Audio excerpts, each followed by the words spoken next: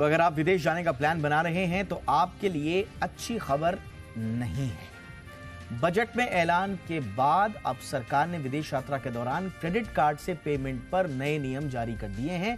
Notification आ गया है। इसके मुताबिक 1 जुलाई से क्रेडिट कार्ड से इंटरनेशनल ट्रांजैक्शंस पर अब 20% टीसीएस यानी कि टैक्स कलेक्शन एट सोर्स लगेगा। अब तक आपको डेबिट और फॉरेक्स कार्ड पर ही 20% का टीसीएस देना पड़ता था, लेकिन अब 1 जुलाई से क्रेडिट कार्ड से शॉपिंग या होटल बुकिंग पर भी 20% टीसीएस देना होगा। अभी 5% टीसीएस देना पड़ता है।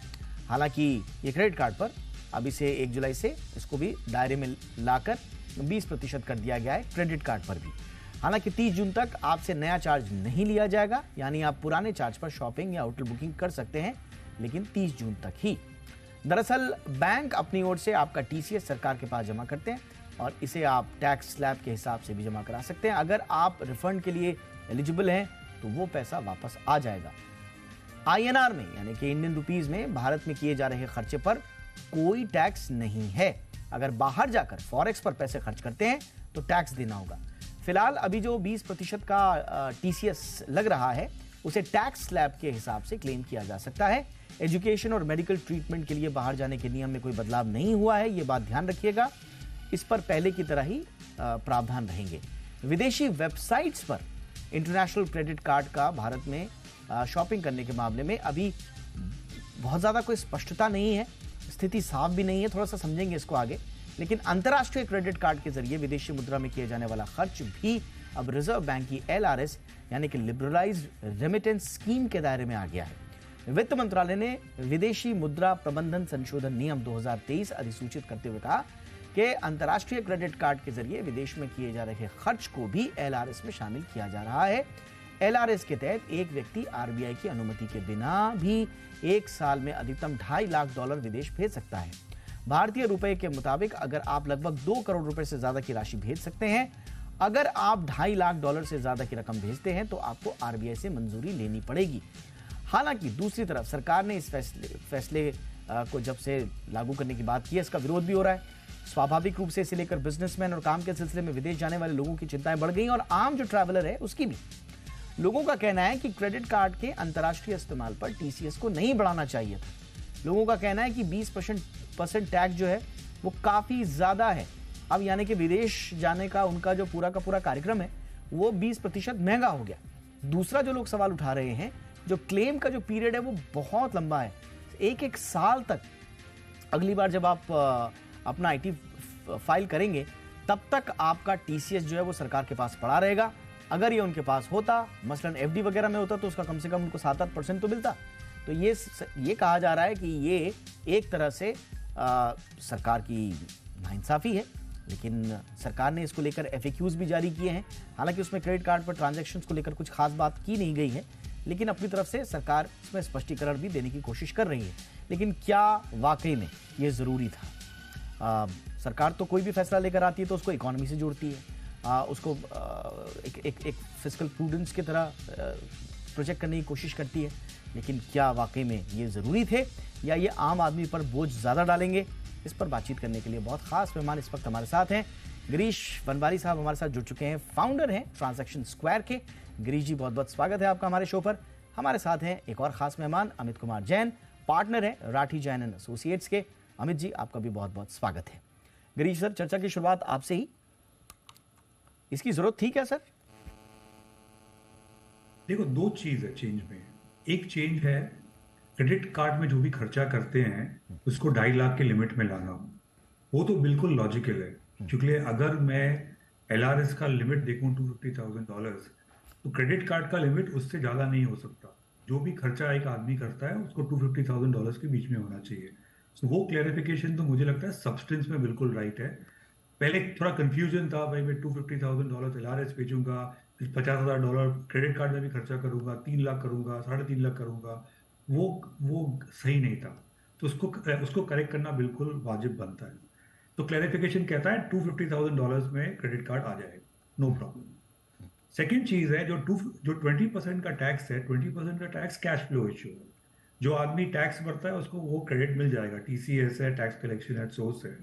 प्रॉब्लम आएगी वो जगह कहाँ जो आदमी खर्चा करता है जिसके पास टैक्सेबल इनकम नहीं है, फॉर एग्जाम्पल बच्चे गेम्स खरीदते हैं, सब्सक्रिप्शन खरीदते हैं, हाउस वाइफ्स शॉपिंग करती हैं, जो अपना क्रेडिट कार्ड यूज करती हैं, जिनके पास इनकम स्ट्रीम नहीं होता है इतना जो टैक्सेबल इनकम में आता है, एल्डर्स करते हैं, उनको दिक्कत होगी इसको एक्चुअली रिफंड में लेने के लिए।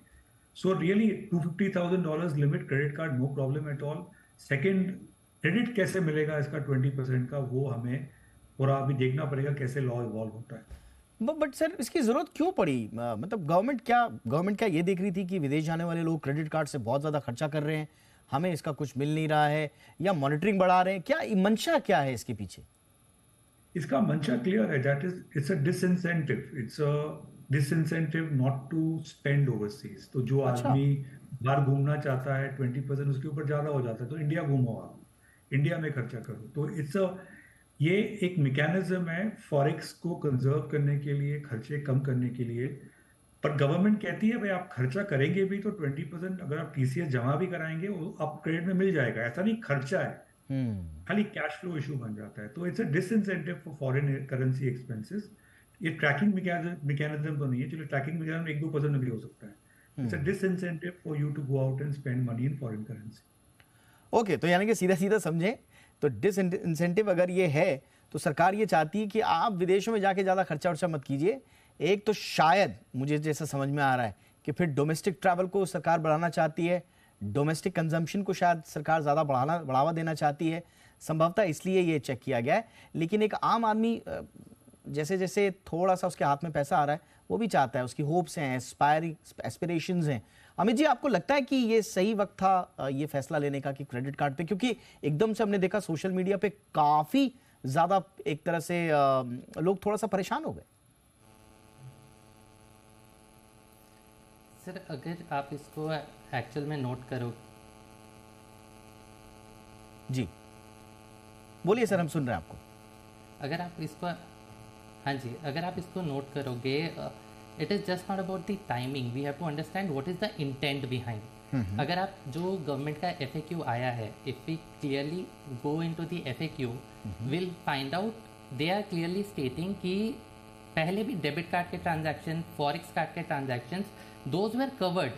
The only difference was that the international credit card was not getting covered. So the intent is very clear कि बहुत सारा, अगर आप देखोगे RBI का data, approximately $24 billion has been spent under the LRS remittance in 22-23, and out of which more than 50% has been in overseas travel. अगर अब हम कहते हैं कि उसमें जो क्रेडिट कार्ड के ट्रांजैक्शन है वो कवर्ड नहीं है, so the data with the government is not going right, and that is the main intention which I understand is to capture the data. Yes, we agree that it will have cash flow issues. आप अगर देखोगे तो domestic foreign travel जो है उसमें भी effect आएगा, people will become more conservative. But if you consider the amount of tax rate जो 20% है, and that is the main concern, you know, even the viewers, people are coming with the views that the TCS rate could have been lower. But foreign travel अगर लोग कर रहे हैं apart from medical reason and for education reason, which are anyways exempted under, you know, or there are different slabs for that and different rates for that which are lower rates. हाँ, वो education और medical में तो 5% ही है अभी। Education और medical में तो 5% ही है। लेकिन लोग ये कह रहे हैं, एक तो 20% आपने बहुत ज्यादा कर दिया, नंबर 1। दूसरा, जो प्रोविजन है रिफंड का, अब साल भर तक आपको 1 अप्रैल ऑफ नेक्स्ट ईयर तक आपको वेट करना पड़ेगा। जैसा मैंने कहा कि रिफंड पे कोई इंटरेस्ट भी नहीं है, तो लोग कह रहे हैं हम अपनी कमाई पे नुकसान क्यों झेल रहे हैं? Sir there are 2 things again, अगर आप इसमें देखोगे। जी बोलिए सर। हाँ जी, अगर आप इसमें देखोगे, there are 2 things again. This is adjustable against your advance tax and other tax expenses. So if you are a salaried employee और अ बिजनेसमैन, आपको एनीवेज टैक्सेशन पे करना है, which could be in the form of advance tax, TDS, taxes, you know, self-assessment tax that you deposit across the year. So this is adjustable against that. Even as an employee, जो आपका TDS deduction होता है, if you give proper advance declaration to your employees, they will be liable to, you know, adjust your taxation accordingly, TDS deduction accordingly.